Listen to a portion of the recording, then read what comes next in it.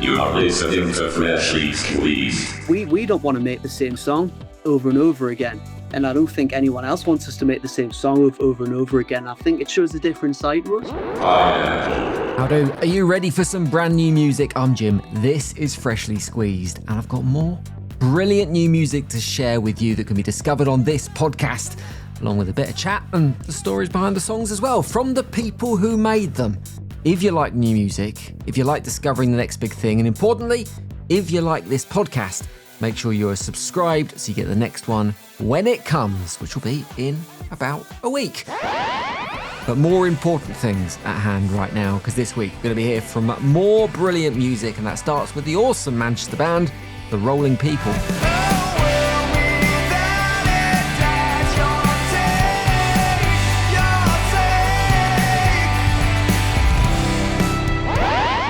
Nice slice of Mancunian rock and roll swagger going on there. We're also going to be heading to South by Southwest to speak to the Sheffield lads of the Kellows.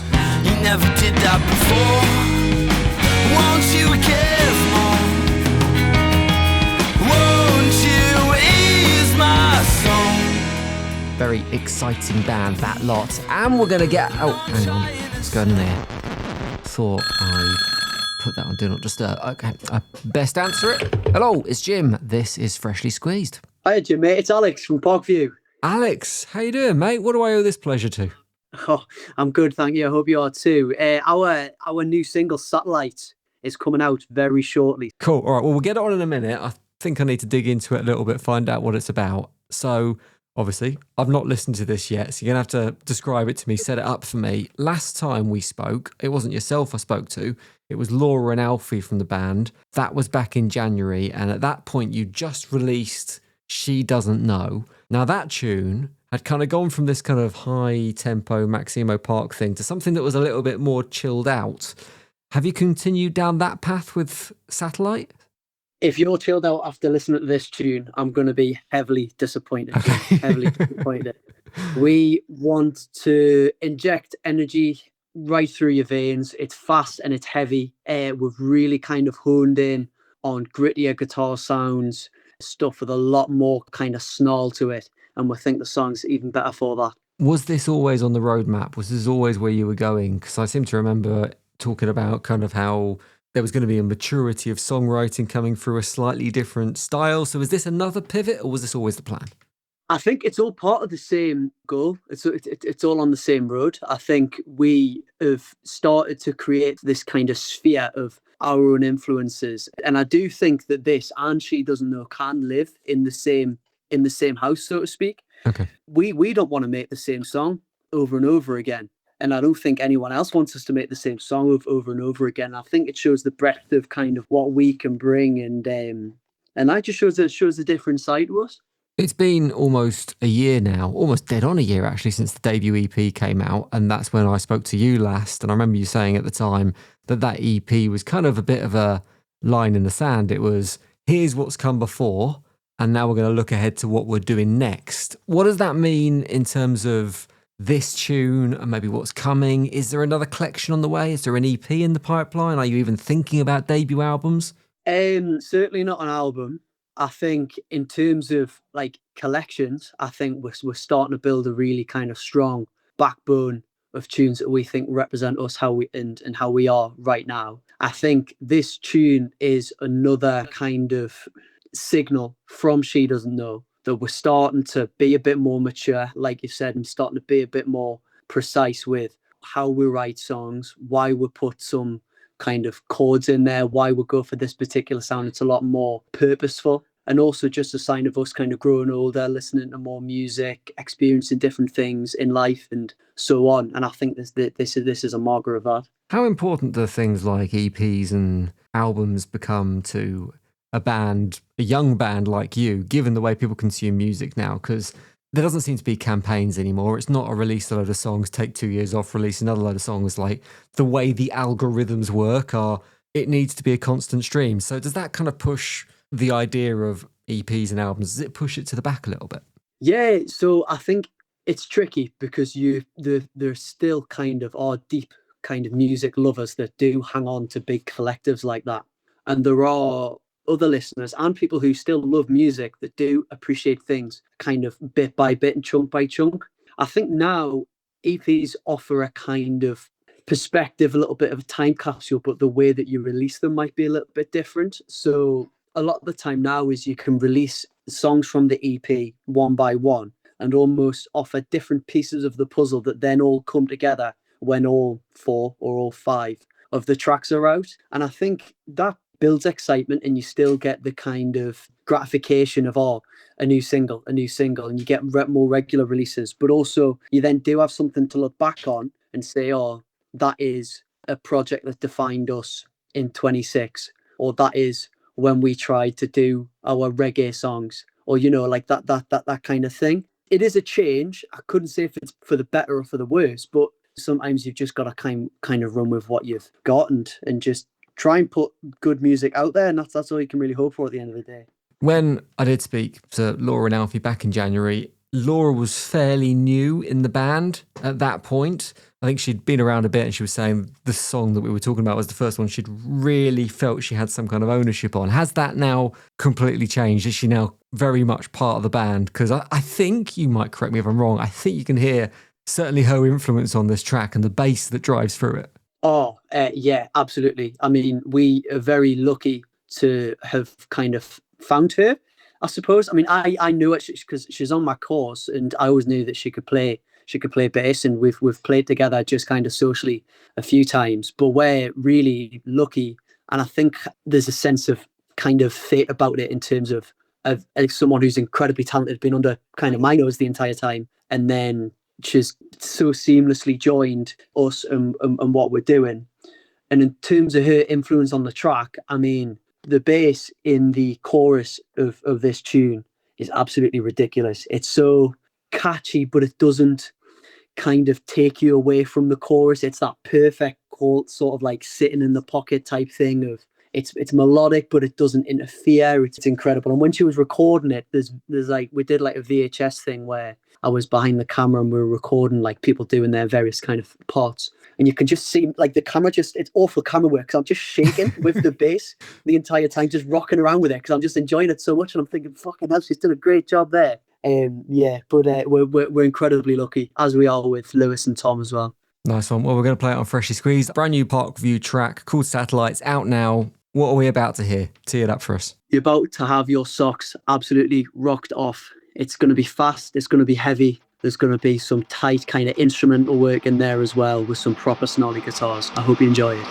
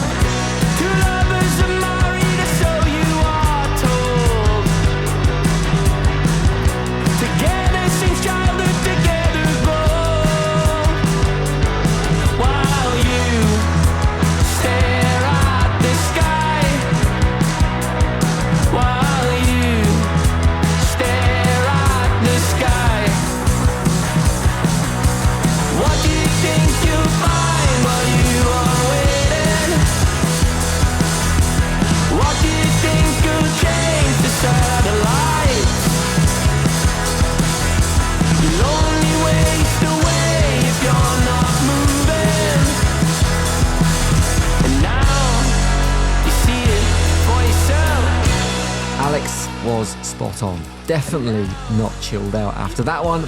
Massive tune.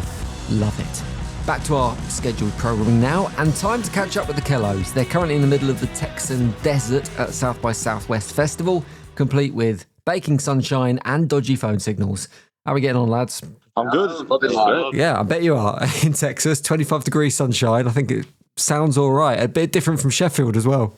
Yeah, we don't want to go home. It's a bit nicer, yeah. Pretty similar, but we're going to stay here. Sunny Sheffield. I've always fancied South by Southwest, but it's not something I've ever got to. Is this your first time as a band? I'm sure it must be your first time as a band. So what's it like? Yeah, well, it's great. Yeah, I mean, it's pretty much all of our first times in America as well. So it's like a very fresh experience. And yeah, it's great, the festival. Like, everyone's like lovely to talk to. It's great meeting people and stuff like that. And What's going on? yeah, you've got loads of shows. There's so much going on. So you've always got something to do. You're always going somewhere. You never like sitting down or anything. So yeah, it's good to get out there. Have you bumped into any big guns, any kind of musical legends of the game yet? Apart from us, no one really. Yeah. An artist called Andrew Cushion from Newcastle, who we knew before we came here. Yeah, he's good. Yeah, we met Sam Sherdle as well, yeah. Tommy Smith. We've not seen him yet, though. Yeah, We're playing with him tomorrow night. Yeah, So. he's quite exciting. Andrew Cushion is great and also really good mates with Noel Gallagher. So when you do play with him, you need to see if you can get Noel's number off him. Yeah, That'd be nice, wouldn't it? Yeah, we had a conversation with his manager and all yesterday. Nice people. Good lads. Right, well, let's talk about you guys. As a band, only started writing in 2025, which makes it even more crazy that you're out in South by Southwest this year. You're one of kind of Sheffield's hottest emerging artists. When you look back to those early kind of writing sessions at the start of last year, did you ever imagine that you'd get to where you are even now at that stage? Nah. Well, I did, but no, it's completely out of the blue. Like, it just jumped up out of nowhere, really. We only formed as a band in March last year. It's just pretty crazy, Yeah, like, so being here now. A It's surreal. year on, we're playing this. Do you remember what it was like, those early recordings or early writing sessions either? Who was it that kind of started the ball rolling, and was it literally sitting down in a bedroom, pen and paper, guitars out? Was that how it began? Me and Evan, the guitarist, we met at college, like, originally. We'd done some, like, writing with college just as part of, like, a project and stuff like that, and we both thought, stuff's, like, quite interesting. So then we just thought, may as well just join together and start writing together. So that's kind of how it started. And then we knew Ruben, the drummer, at college. We knew he was a great drummer, so we just thought we may as well get him and then see where it goes from there. Did you have a moment where, as a band, you kind of went, there's something in this. This feels good?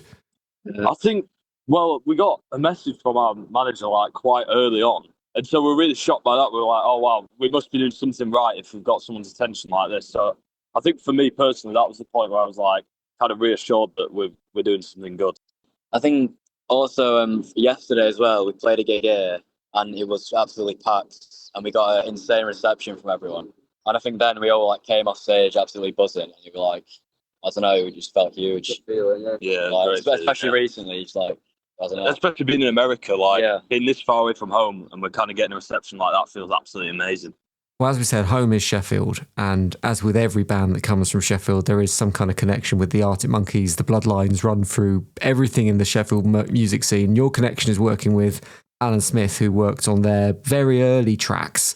Was he someone that you went to deliberately because of that heritage and because of that sound that he captured in their fledgling songs? Yeah, I think definitely. I mean, obviously, see it like he's done, like worked on Mardy Bum and stuff like that. So obviously, we know all those sorts of songs, and we know the artists he's worked with. So he's definitely just came up on our radar. We just thought, it's good to work with him. Such a big name for Sheffield. Yeah. And all. We just thought it'd be good to go with someone like that.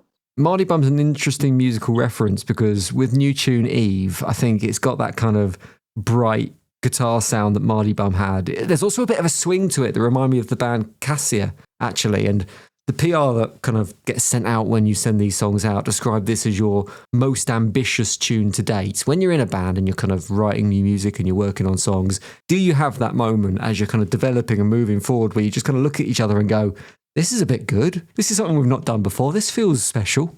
Yeah, definitely. I think with the next single we're going to release, we definitely thought this is a big step in a new sound, stuff like that. It's a big jump from the other songs, in my opinion. Originally and all, it was completely different. When Will brought the song idea in, it was just kind of... It's very slow acoustic song. We just turned it into something... It's quite bluesy, isn't it? Yeah, it's like an explosion. It's just huge. It's still got us in it. It still sounds like us, but it's like... Yeah. It's massive. Different sort of style, really, isn't it? Yeah. It feels like a big new leap, especially in our songwriting. It's been a pretty massive 16 months for you guys, as I said. I think one of the highlights when I was looking through the boxes you've ticked, for me would have been getting radio play on Radio 1, which radio may not be the behemoth it once was, but it's still a pretty amazing thing to have as a band when up there with like pressing your first vinyl or playing your first main stage or anything like that. Talk me through the moment that happened. Were you all together? Were you expecting it? Were you kind of gathered around a radio?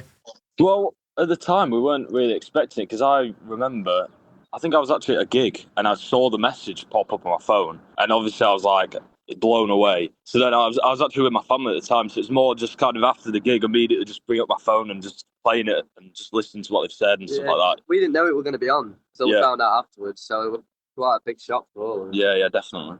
Very cool. Well, loads of moments like that to come, I'm sure, for you and the band and the music that's coming. For now, we're focusing on the new tune, Eve. Set this one up for me. Intro the song. What's it about? How does it feel? What do you love about it? I don't think it's good to give out what songs are about because I think it's nice for people to read their own emotions into it. Fair. But I think whoever reads the lyrics can grasp their own kind of way of what the song means. Well, we'll let everyone make up their own mind then. Boys, enjoy Texas. Enjoy South by Southwestival. Thanks for spending the time. I'll let you get back to the sunshine and cheers for joining me on Freshly Squeezed. Yeah, thank you for having us. Thank you. Why'd you lend me your song? You never did that before. Why are you crying on tour? You never did that before. Won't you give more? Won't you ease my soul? And Eve, you know I'm trying to say that you were never before. Why'd you try to make me yours? You never did that before. Won't you give more? Won't you leave my soul? And it's 1,000 times over I get to you, my dear. And it's 1,000 times over I get to you, my dear. Keep an eye on them making waves that are getting bigger and bigger in the northwest, and those waves will be crashing on the shores far further afield very soon. Final band on this week's podcast is the ace Mancunian four-piece The Rolling People. Two of the four on the podcast to talk about the new EP and the brand new tune, Your Take, Charlie and Elliot. Nice to have you on, lads. Hello. Thanks for having us. It's good to be here. I'm a big fan of kind of like the PR that goes out with new tunes and kind of way it's written. And I know with the tune Your Take that came out a few weeks ago, it was described as a bold new chapter for the band. So I'm interested. If you were going to title this chapter, if it was in a book and you were going, this is what we're calling this chapter for the Rolling People, what was the last chapter called and what is this chapter called? Ooh, I'm not sure. I don't know title-wise, but I feel like as a band, we've had three kind of chapters now. The first chapter was kind of us starting out as a band and kind of finding our feet. The second chapter was kind of like a natural progression. Yeah. Sort of like finding the band sound, sort of. And now I feel like we feel like we've come to a place now with this new body of work where it feels like we've found who we are and this is the Rolling People and this is what we really want to be doing and what the music we really want to be making. How do you know when you've kind of hit on the right thing? Because there must be an element of that with each phase. You kind of write music and there's a progression and you listen to it and go, yeah, this feels right. But does it feel different this time? Does it kind of really feel like you're in your own skin, I guess, for want of a better phrase? Yeah, I think it must have come with writing Your Take. Like when we first wrote it, it seemed like it sounded different to what we'd previously done. I don't know, it had more of like a maybe Americana sort of sound going on with it.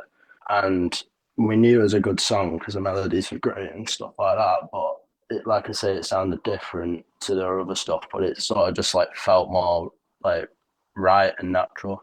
Yeah, and like Elliot says, it wasn't really all about the sound. It was more about the feeling that we got from when we wrote that and wrote all the songs on the EP. It had like a fresh feeling to it. It's like a classic thing to say, but like the live feel and sound, like more stripped back and raw and almost like more like a band in a room where maybe our previous songs haven't really hit that. So what are you doing now differently with your writing than you weren't doing it before? Is it that kind of literally taking it a step back, almost having the confidence to let that music speak for itself rather than maybe producing, layering, dubbing, all that kind of stuff? Yeah, I think definitely like we're quite a lot into the production side of it as well. So we kind of produce the demos and stuff ourselves. So it's easy to get carried away with like doing loads of layers and stuff. But I think now we've got to a point where we're like we've matured a bit and we kind of less is sometimes more, I think, with this kind of stuff and kind of thinking, do we need to add another guitar layer, or should we let it breathe a bit and let the parts speak for themselves rather than just have a massive wall of sound? We've recorded with Rick McNamara from Embrace, and he produced the record, and he definitely helped us with that, like trimming the fat with the songs and kind of just pushing us in the right direction where we didn't have to overcompensate for anything. We just let the songwriting talk for itself. What was it like working with Rick on this project? Because obviously very competent and accomplished producer, but at the same time is a security from working with someone who's kind of been the other side of the glass and has flirted with that kind of indie rock stardom, that he kind of knows what he's doing, I guess. Yeah. We went into the studio at first just kind of wanting to do a bit of pre-production kind of thing. So like we went in with like some ideas, and in 2 days we kind of wrote like 6 songs with him.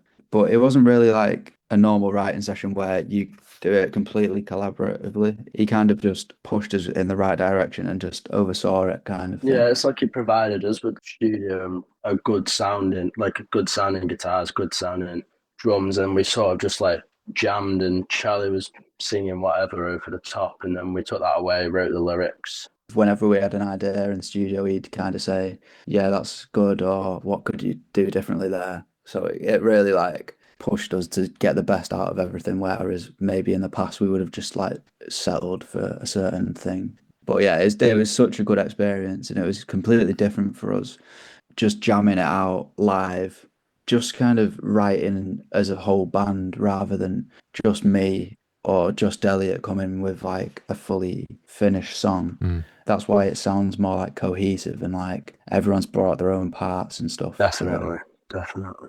So, new EP is in the world now. Following on from EP number 1, if we rewind a few years, you went on straight off the bat and played your biggest ever gig at the Ritz in Manchester, which is 2,500 people, something along those lines, I think. Are you doing something similarly seismic with the release of this record? Yeah, we're headlining New Century Hall in Manchester, which is like going to be amazing. So that's part of our tour that's coming up. And yeah, we just can't wait to play back in Manchester because they're always like special gigs for us. We've got all of our like hometown fans, all of our friends and family and everything, you know, and it's just like, and it's the last day of the tour of the UK run. So it's going to be like a big kind of celebration for the end of the tour, which is going to be mint. I'm going to ask you a difficult question now in relation to those gigs, and every band I've had on Freshly Squeezed has really struggled with this question. For those who don't know, we've got Charlie and Elliot on the call. So Charlie, frontman, bit of guitar, Elliot,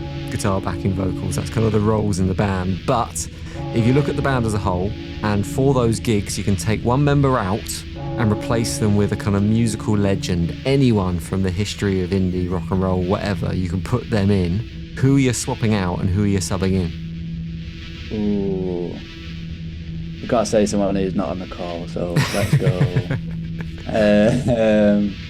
I know we won't be offended by this because, I mean, you can't really be offended by this, but let's swap George out, the drummer, and get John Bonham in because he's like the best ever drummer, I think. I think that would be mega if like for a big gig, if you had like he just hits so hard and yeah. You didn't even have to think twice, though. No. I've already been thinking about that. You're fired. Do you know what, Charlie? You're the first person who's answered that question and not instantly fallen on their own sword and going, right, I'm dropping out. It's like you're the first person who's gone, nah, I'm going to get rid of one of the other members. We don't need them. But I think John Bonham's a good shout. Boys, really enjoying the new music. Good luck with the gigs that are on the way as well. And cheers for your time. Cheers for chatting on Freshly Squeezed. Yeah, thanks a lot. Nice one.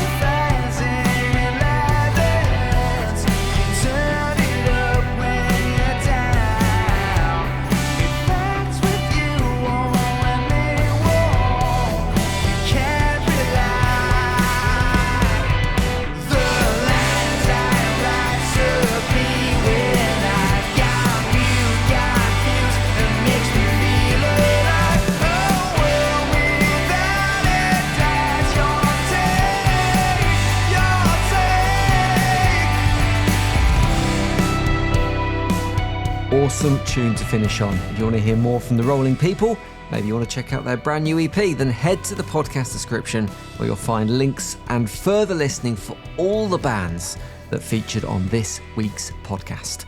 If you're part of the team, if you're part of a community already, don't forget your duty this week, your job this week, is to find one new listener to the podcast. Find them, check they like new music, get their phone, get them subscribed. Just do it yourself, grab their phone, press the button, turn them onto this little corner of musical discovery. If you're not part of the team yet, well, it's dead easy to become part of the team. Hit that follow button wherever you're listening to this show now, and you can follow us on socials as well for more new music goodness. Squeezed Cast is how to find us wherever you fancy. Right, cheers to your ears. I'll see you next time. The award-winning Freshly Squeezed, a new music podcast, was devised, produced and hosted by Jim Selbeson. Sound design and additional production by Ant McKinley. The music, Blue Blazer, is written and produced by Spin Class. Stop.